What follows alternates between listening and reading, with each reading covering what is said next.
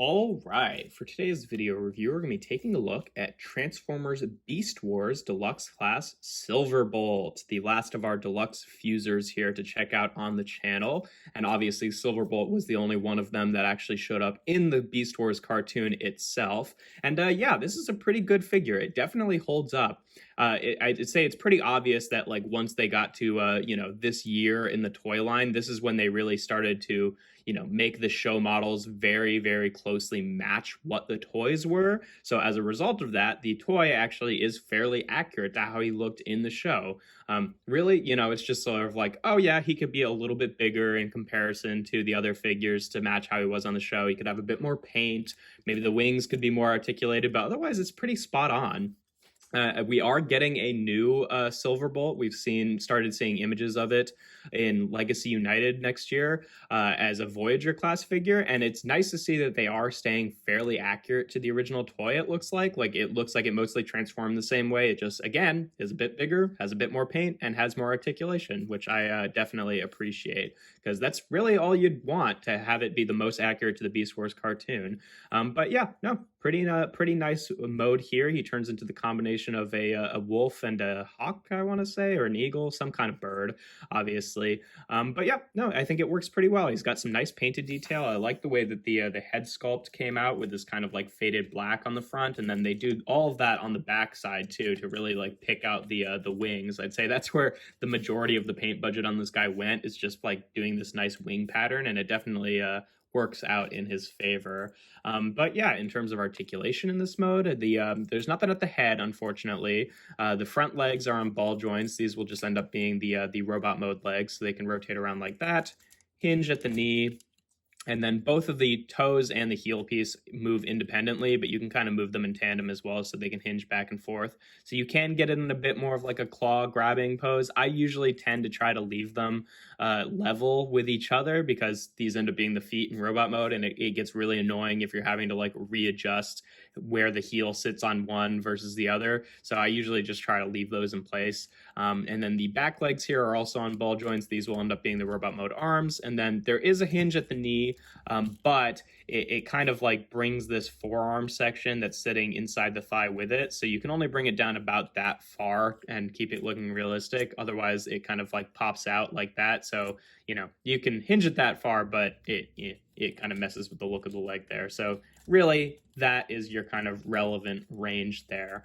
And then the wings can fold up and down. And then he also has a gimmick in this mode. My figure is missing the two missiles that make the end feathers of the wings. I just got this guy on eBay a long time ago, and it didn't have those.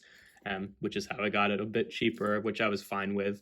And then he can hold those as like, weapons in robot mode like he did in the show. But how it's supposed to work is you plug those in here, and then you pull back on the tail here, and it will flip the wings forward. And then in theory, it would, push these little buttons, which would trigger the launch mechanism of the feathers. Again, I don't really know how well that works because I've never had the missiles, but it's a cool feature nonetheless, and it's nice to have weapons that are integrated and like stored in both modes, and also have a neat gimmick with them.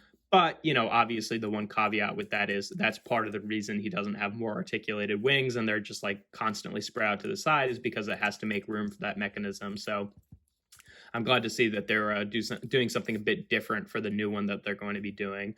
But yeah, in terms of comparisons in this mode, just for a standard one, here he is with Kingdom Sideswipe. And for a standard modern Beast Wars figure, here he is with Netflix Cheetor, the Kingdom Cheetor mold. So you can see how they stack up.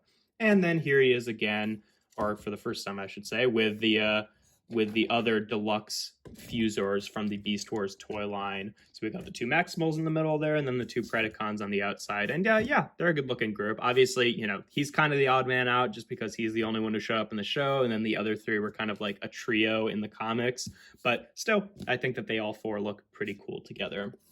To get onto transformation, first thing you want to do is just take the wolf head here. You take this flap and kind of fold it up. What's kind of neat is the ears are kind of sculpted as part of the hinge there, so this comes with it. I don't know, it's just like it doesn't really matter, but it's kind of a neat detail to me. But then you want to rotate the head down like this. Just leave this panel out like this. We can take the robot mode head and flip it up, though it looks kind of funny in this mode. It's like a Sphinx mode. And then you can take this chest piece and then fold that up and just get those in line with each other. Then we want to take the front legs here, kind of straighten them out at the feet and at the knees, and then unpeg these sections from the side here, and they'll come down on this armature like this, and then peg together in the middle there, and then the loincloth piece kind of folds down and hooks over these tabs, kind of locking that piece in together. And then you take the back legs here. You want to get this panel flipped down just so you have a bit more clearance to unpeg these. And then this is also where his maximal rub symbol is. It's right there on the underside there. And then you fold these in, and they'll kind of peg into where the front legs used to be. And then to flip out the forearms, you pretty much just fold up the dog mode legs here, and just fold the legs down, the arms down the rest of the way. I think that's kind of neat. And then you can just take this panel, kind of fold it up like that, and then take the tail and fold it up like that. And there we have Silverbolt in his robot mode. And yeah, like I said, aside from, missing a few paint apps here and there, and the wings not folding up like they did in the show, he's fairly accurate to how he looked in the cartoon. The head sculpt is pretty much spot on. It's a little bit flatter than the show design, and obviously could use a bit more paint. He pretty much just has the metallic blue there and then the yellow for the eyes, but otherwise, it's all the sculpting is pretty much there. If you were keen to doing repaints yourself, you could definitely paint this guy up to make him look good. But a lot of these parts do kind of end up, running into each other during the transformation, so it might be prone to chipping. But yeah, that looks pretty good. And then, like I said, he could be a little bit taller. The wings could fold up, but otherwise, he pretty much, works as the character from the show. In terms of articulation, the head is on a swivel. It doesn't get a tremendous amount of range, really only about that much. He's got ball joints at the shoulders here, which can rotate around like that. Ball joints at the elbows, which give him bicep swivel, and then you can bend it just with the ball joint a little bit over 90 degrees, and if you want to bend it more, you can't, or you could just rip it right off. You can bend it more, but it kind of brings the dog leg down on the elbow with it, which, it is not terrible. But so you can get pretty much a full range there if you're willing to use both of those joints. Nothing at the waist, just because of how all that folds up for transformation. Ball joints are at the hips here, which can rotate around like that and rotate out to the side. Also, a fun detail is if you look at like the empty crevice in his legs here, he's got like a dog bone sculpted. I think that's kind of neat. Sort of a smaller version of that on the forearms too, but it definitely looks more like that on the inside of the thighs here. He doesn't have any sort of thigh swivel, unfortunately, other than just the ball joint at the hip there. It's maybe like a degree or two under 90 degrees of bend at the knee, and then the feet can still tilt forward and back like they could before. So, decent articulation. Obviously, a waist swivel with this transformation scheme is not really super possible. I doubt even the new one will have that. And the head could turn a little bit more, but otherwise he's fairly decent. And then the wings obviously can still, fold up and down, but they can't really get to how he was in the show, which is all, like more folded up. But yeah, pretty decent. And then obviously if you had the weapons here, you could trigger them, and then you could hold them as like the like javelin type weapons that he had in the show, which is pretty cool.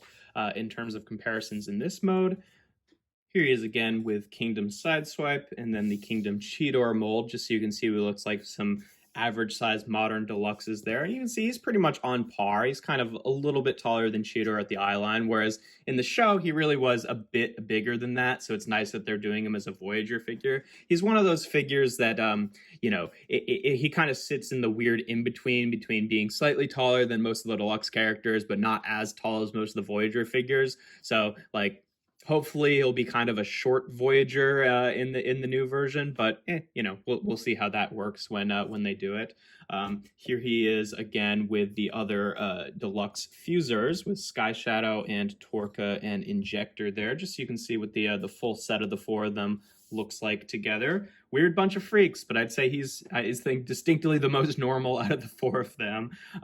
Definitely the one that looks the most like a Maximal, since Torka looks real scary. And then last but not least, here he is with his love interest from the show, Kingdom Black Arachnia. And yeah, I think this is really where the scale means that he should be a Voyager figure, because, I mean, one, Black Arachnia in Kingdom is a little bit taller in comparison to the other figures than the character originally was. She really was quite short in the show and quite small, whereas she's only slightly shorter than Silverbolt at the eye line here, whereas like she really was more like, you know, down like here with him at the show. So it's nice to see that they're doing a bigger figure so that the two of them can scale more properly. But yeah, that's pretty much all there is to this figure. Like I said, it holds up pretty well. It is nice that they're doing an updated version, but it's also nice that they're keeping it fairly accurate to the original, because really this one did a pretty good job. Just could use a little bit more paint, could be a little bit bigger, and could have more articulation in the wings. And that's pretty much it. Otherwise, it holds up pretty well. But yeah, that's pretty much all there is to them.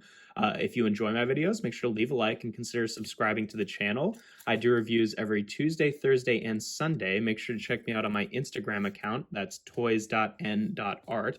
And without further ado, here we have Transformers Beast Wars Deluxe Class Silverbolt.